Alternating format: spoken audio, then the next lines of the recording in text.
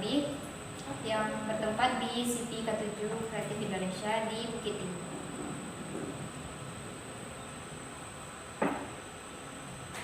Puji syukur saya panjatkan kepada Tuhan Yang Maha Esa dan petunjuk, rahmat dan hidayahnya saya dapat menyelesaikan laporan pelaksanaan kerja lapangan.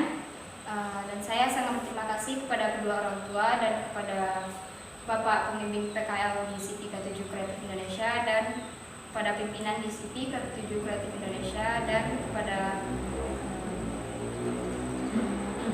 Ibu yang telah membimbing sebelum pelaksanaan kerja lapangan.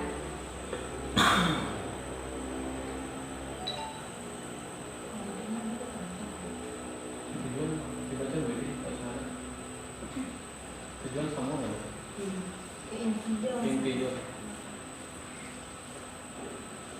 Sebelum saya menyampaikan inti dari materi yang akan saya sampaikan, praktek kerja lapangan ini adalah sebuah praktek yang harus dilaksanakan oleh semua siswa untuk bagian integrasi dari kurikulum SMK dan wajib dilaksanakan oleh semua siswa SMK 1 Litabuo. Tujuan dari praktek kerja lapangan adalah dengan melaksanakan program prakirim yang menjadi agenda nasional bagi sekolah menengah, kejuruan dan dilaksanakan pada tiap tahunnya. Tujuan utama dari PKL yang saya rasakan adalah untuk merasakan bagaimana perkembangan di dunia usaha yang sebenarnya, dan tujuan khusus dari praktek kerja lapangan yang dilaksanakan oleh SMK 1 adalah memperlihatkan bagaimana kerja industri di luar seperti apa yang berbeda dari praktek yang telah dilaksanakan di sekolah. Selanjutnya manfaat yang bagi saya rasakan adalah merasakan bagaimana susah payahnya di dunia industri yang sebenarnya dan menambah wawasan dalam bagaimana saya meningkatkan kompetisi dan pelajaran yang tidak ada di sekolah. Dan manfaat bagi sekolah mungkin dapat bekerja sama dan menguntungkan sekolah dengan industri yang sudah ternama dan mengembangkan program sekolah seperti jurusan yang baru berdiri selama 3 tahun lebih. Dan manfaat bagi dunia kerja membuat khususnya bagi masyarakat dan industri membantu promosi dari siswa itu sendiri atau guru dan para pemimpin industri itu sendiri.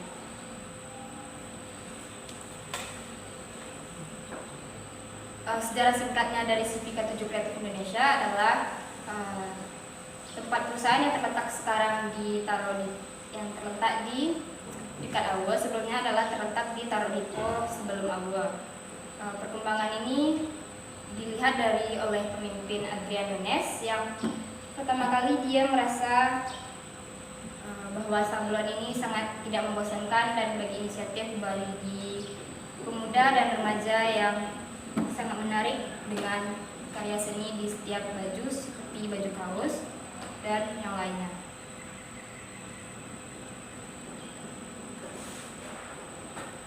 Sedikit informasi dari struktur organisasi CV K7 Kreatif Indonesia. Pimpinannya dipimpin oleh Adrian Nunes. Di struktur sini sangat kekurangan dengan nama-namanya, mungkin akan diperbaiki, Bu. Pimpinan dipimpin oleh Adrian Nunes dan administrasinya dipimpin oleh Kak Ica. Karyawan produksi itu terbagi dalam 3, dari karyawan produksi sablon manual dan sablon DTF dan di karyawan produksi bordir. Peran di sini diperankan oleh 2 orang yang di meja utama pada CV K7 Kreatif Indonesia, yang diperankan oleh Bang Yuna dan Bang Fuad dan ditambah dengan Bang Ari yang sedang streaming. Bagian penerimaan barang dan pencetakan barang dan pengemasan barang itu dilakukan secara manual oleh para karyawan produksi yang mereka kerjakan.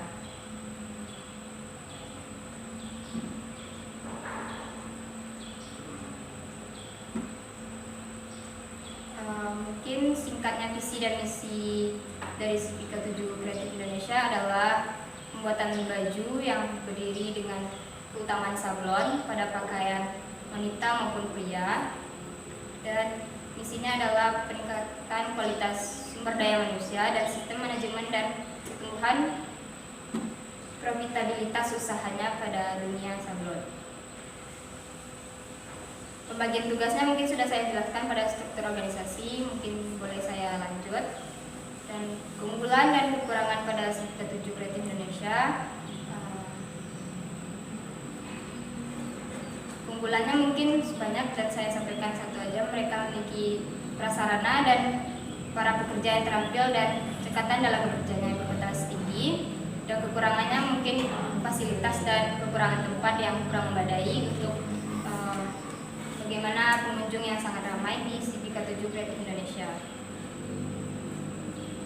Langsung kepada bab intinya adalah proses, produk, atau jasa.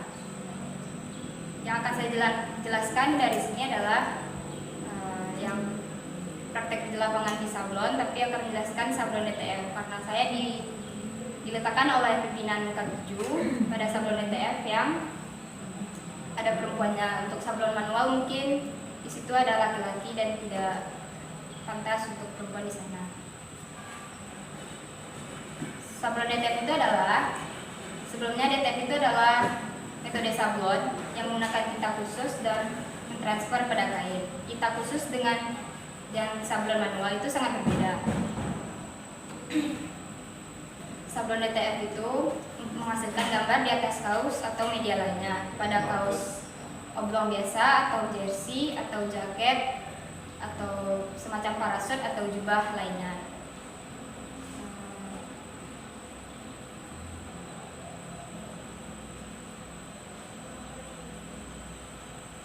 Contoh DTF adalah pada kain jaket ini. Langkah-langkah sebelum terbuatnya DTF ini adalah sebuah dari kronologis tadi yang didesain oleh orang yang di depan, orang yang tukang desain dengan request customer. Lalu setelah didesain hasil print untuk tinta ini digunakan tinta khusus dan bubuk lem sablon dan tepung DTF yang secara merata. Pembuatan DTF ini menggunakan mesin otomatis, yaitu dengan mesin yang seperti mesin fotokopi, Bu. Tapi mesin itu kayak berjalan dari pembuatan print kayak printer. Setelah itu pencetakan yang kayak ada udara panasnya yang akan melelehkan bubuk itu, maka terjadilah bentuk yang kayak gini. Nanti ada di proses akhirnya dari finishing DTF ini adalah penjetikan bubuknya. Penjetikan bubuk supaya di tepi-tepi ini nggak ada bubuk murninya tadi. Makanya rapi dan bagus pada kaos. Ada foto mesin? Mesin yang baru tiba tuh. Iya, Pak. Foto mesin nggak ada yang masuk. Mesin yang baru datang itu mesin yang yang mesin yang kedua atau baru yang pertama? Enggak, Pak, mesin tuh yang keempat entah ketiga, soalnya pas tuh dilakukan pembuatan DTF secara manual, penjetikan manual, pencetakan secara print ada mesinnya yang pertama tuh kecil, Pak. Penyetikan dilakukan manual dan pembubukan itu secara manual. Pembubukannya di kayak ada baskom, pembubukan, Bu. Yang bubuk lem dari DTF bahannya. Tapi tintanya bubuknya. Tintanya kayak di mesin printnya, Bu. Tintanya itu bubuk atau encer? Encer, cair. Kayak tinta print, cuman tinta itu khusus, Bu. Kalau tinta fotokopi bubuk ya.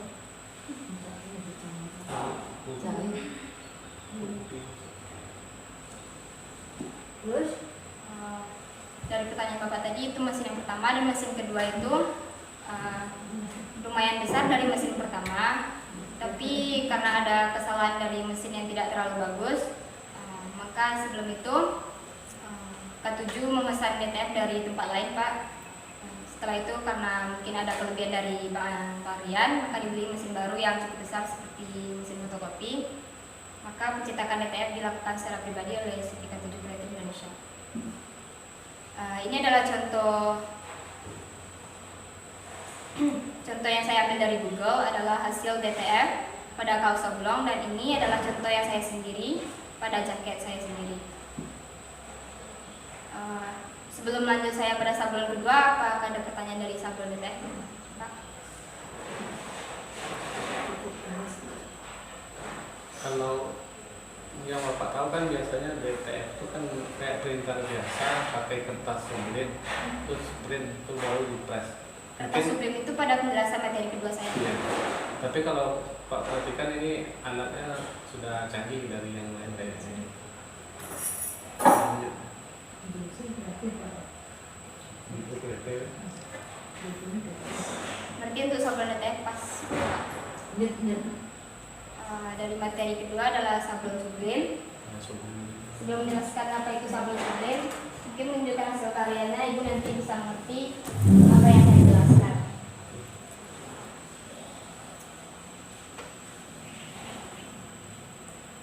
Sablon sublim ini sama dengan sablon DTF tadi, Bu. Pencetakannya dengan di print, tapi yang perbedaannya adalah dari kertasnya. Kertas sablon DTF dan sablon sublim itu berbeda. Jadi kalau untuk desain tulisannya terbalik kan? Terbaliknya mirror. Iya mirror, Supaya iya cetak. mirror.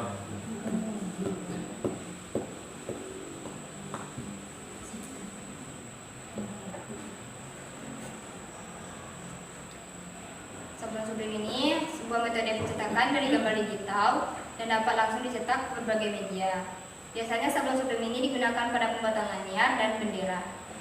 Ini contoh bendera nggak ada kan di bawah. Warnanya ada. Oh, pantai itu. Yang kayak partai itu. Langkah-langkah dari sablon sublim ini adalah mencetakkan file dengan yang diperoleh oleh front office tadi. Dia mencetak bagaimana desainnya dan dicetak pada kertas khusus. Kertas khusus ini berbeda pada kertas pada biasanya seperti A4 dan A3 dan lainnya.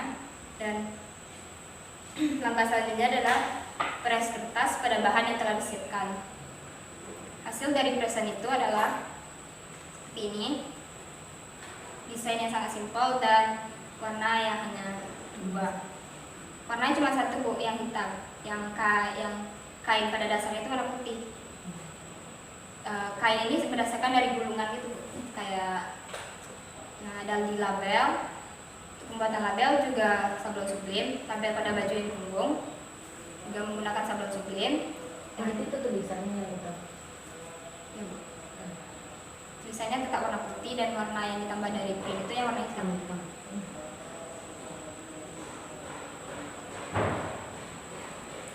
Kain ini bisa disebut dengan dasar polister. Dia nggak keras, cuma nggak lembut. Dia nggak berat, tapi nggak lembut. Kalau dia lembut, warna yang akan dicetak pada press tadi akan bisa lari, jadi dia agak sedikit membayang. Bukan radar-radar gitu. Kalau agar itu tidak naik tintanya, Bu. Tangan apa dari itu? Tetap finishingnya ada pembuatan dari rakitan yang ini sama penyambungan antara ini dan ini. Penyambungan ini ditambah dengan alat solder untuk membuat lubang untuk memasukkan blok ini.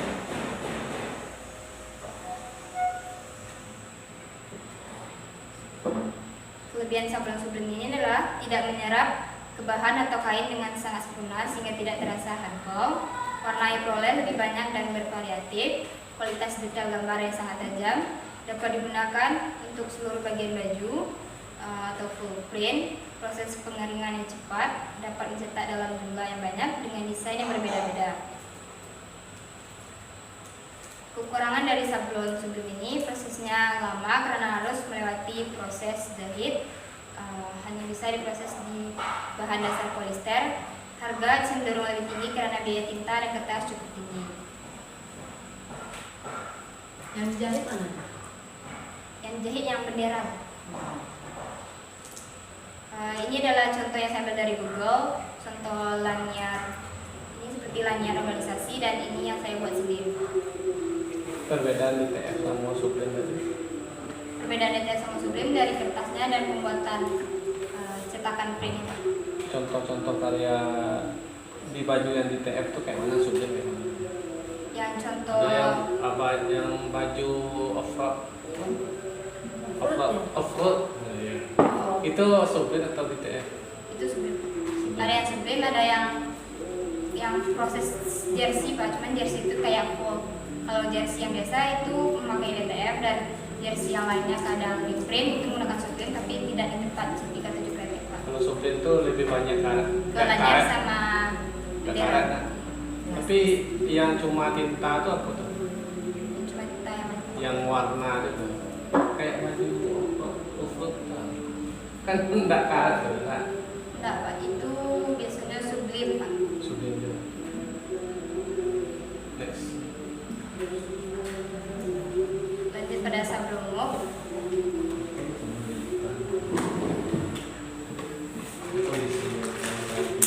Penulis merupakan pernak-pernik yang dijumpai atau sering dipakai oleh kebanyakan orang. Salah satunya adalah mop, pulpen, kaos, payung, flash disk, matbook, dan lainnya. Yang saya sampaikan pada sablon mop ini adalah pembuatan mop yang bisa saya bikin sendiri. Mop merupakan cangkir yang dibuat dengan bahan keramik. Anda dapat menempelkan logo perusahaan pada mop. Mop printing adalah cetak mop custom dengan menggunakan kertas Sublin sebagai media dalam transfer desain gambar yang ingin dicetak memakai printer dan tinta Sublin dengan posisi gambar desain mirror. Sama dengan proses sablon Sublin tadi menggunakan printan yang sudah mirror pada desainnya. Lalu di press pada permukaan mop yang sudah di-cutting. Mop printing yang digunakan pada sablon mop ini adalah menggunakan mop yang telah di-cutting menggunakan alat press mop.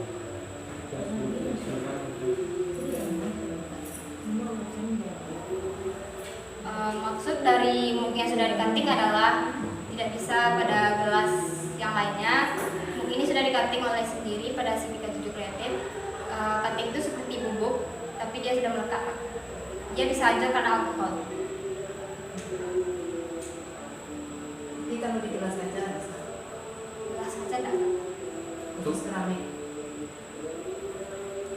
Itu kalau nilai kayak itu kan dikasih alkohol nggak boleh hilang. Tetap pakai kertas Sublin tadi. Beda. Kertas sablon Sublin tadi lebih tipis, dan untuk sablon ini kayak tebal seperti kertas kanvas untuk pada piagam gitu Pak. Cuman lebih halus daripada kanvas. Ciri-ciri mop printing: hasil gambar lebih mengkilap menggunakan mop coating. Desain gambar hanya pada permukaan mop bagi depan, tidak bisa tembus sampai ke dalam. Kualitas gambar tidak tahan lama, hanya bertahan sekitar 6-12 bulan. Proses pengerjaan lebih cepat, bisa cetak dengan full warna, harga yang ekonomis atau terjangkau. Peralatan yang penting pada mesin press mop adalah seperti di gambar. Dia mempunyai porsi mesin yang kecil. Di sini tempat meletakkan mopnya, dan di sini adalah tuas buat penekan supaya tintanya melekat pada mop, dan di sini adalah timer dan suhu pengaturan pada mesin press mop. Terus gambarnya masuknya di mana? Yang apa Bu? Gambar itu masuknya di mana? Gambar itu kan ada kertasnya Bu, kita potong sesuai dengan besar gelas, nanti direkatkan dengan lakban yang di bawahnya nanti ada bekas. Mirror itu. Kan kertas Sublin. Iya. Mesin press ini yang akan mentransfer tinta Sublin melalui proses pemanasan ke permukaan gelas keramik atau pembuatan mop pada mesin press ini biasanya menggunakan suhu di atas 200. Tambahan itu. Jawab waktu lama mempres ya. Untuk sablon mop menggunakan kertas Sublin. Kertas ini tebal daripada kertas HPS. Desain berupa tulisan atau gambar nantinya akan dipindahkan dengan kertas Sublin. Tinta Sublin dan printer. Meski cara membuat mop dengan teknik Sublin terbilang paling efisien dibanding teknik print mop, kita harus memiliki tinta Sublin khusus khusus digunakan untuk mentransfer desain sablon pada kain, muk, dan printing yang sudah di-cutting. Ini contoh muk yang polos tapi sudah di-cutting, dan ini lakban buat merekatkan kertas tadi pada muk. Lakban ini sangat berbeda dengan lakban pada biasanya, Bu. Kalau lakban yang putih kadang nggak terlalu menempel, dan ini nggak juga transfer, jadi nggak bisa meleleh kan panas. Kalau lakban putih mungkin bisa meleleh. Lakban untuk maupun kertas tadi. Lakbannya paling seketek diisi kok sih. Udah bisa lakban biasa. Kan suhunya tinggi, jadi harus lakban. Ini langkah-langkah dari pembuatan sablon muk, dari pencetakan, memotong kertas, dan melakukan press. Ini dengan suhu 200 dan waktu yang 150 detik. Nanti mesin press akan berbunyi menandakan bahwa tinta sudah berpindah kepada muk. Ini contoh muk yang saya bikin sendiri di Cipika 7 Kreatif Indonesia.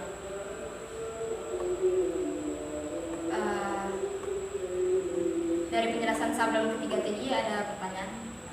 Juga ini belum tahu lagi. Dari penjelasan ketiga tadi, ini adalah salah satu contoh mesin dari ketiga pembahasan materi saya. Ini adalah sablon DTF, ini sablon sublim untuk lanyar dan bendera, ini adalah sablon muk, mesin press yang paling kecil. Ya, Bu. Kalau tanya apa? Ya mempres yang tanya itu kan 2 kali mempres ya, mempres untuk pemindahan gambar, yaitu mempres untuk yang Untuk kedua. kayak mempermanenkan lebih lama hasil DTF. Itu berapa beda waktunya yang pertama yang kedua? Lebih lama tergantung bahan Pak. Kalau kaos oblong waktu penempelan DTF itu sekitar 25 atau 20. Untuk baju 25 detik. ya. Kalau untuk baju jersey biasanya cuma 5 detik dan pengulangannya lebih lama. Dalam waktu untuk mempres baju ini di waktu pengulangan yang lebih lama untuk mempermanenkan Pak daripada pemasangan. Kalau untuk press sublim ini tidak melakukan pengulangan Pak. Dia ditanya langsung pindah dan permanen. Kalau untuk press muk juga nggak ada untuk pengulangannya. Sudah pertanyaan Pak?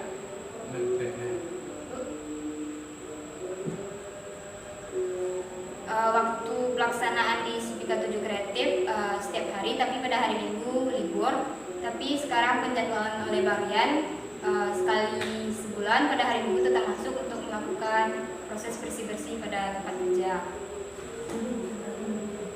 Kami biasanya masuk setengah 9 atau kadang juga boleh jam 9, atau di akhir-akhir PKL kami kadang setengah 10 atau jam 10 juga bisa masuk. Ini tabel kegiatan magang saya selama 4 bulan kurang. Itu dijalanin Cici ya? Ada di itu. Enggak. Tabel selama PKL di K7. Berarti di muslimah Kan yang packing. Kalau di K7 kami banyak melipat sama packing. Paling kalau kerja 9 motong DTF sama Caro tadi itu apa? langsung apa kesimpulan yang didapatkan?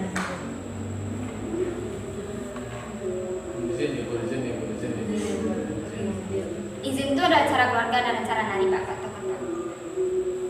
Coba itu yang izin menarik. Ada, Bu. berdasarkan. Iko yang mau libur, yang Iko izin. Nah, coba itu izin kemana kamunya? Itu bila izin itu mah setiap kepala itu.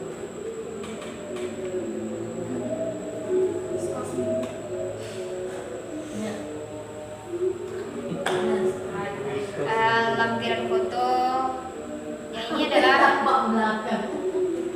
Tumben pakai baju praktek hari apa? ini kan memang sengaja pakai di praktek. Oh. Indonesia melakukan lampiran protoko untuk proses sablon pada jersey menggunakan ETR. Itu ala yang di tengah bukan? Itu gambar ala yang di tengah tadi bukan? Jadi kayak kacau. Dia press baju. Jadi kayak kacau.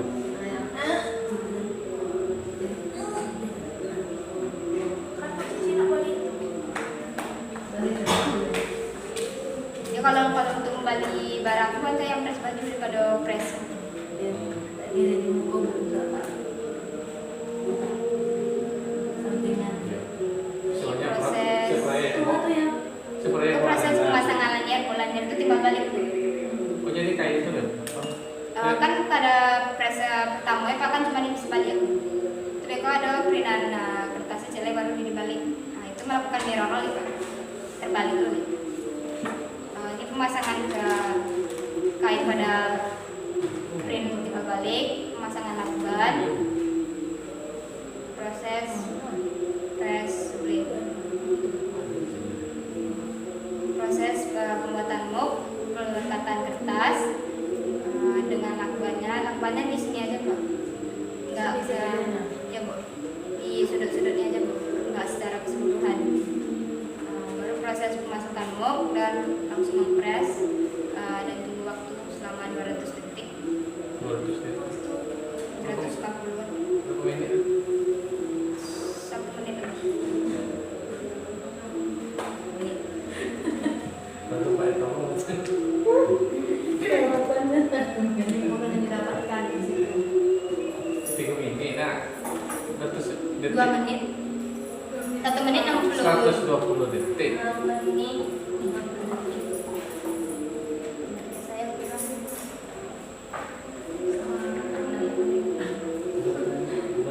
Pas. Dan itu bilang apa kesimpulan yang mau dapatkan? Bisa dibaca itu kesimpulan apa?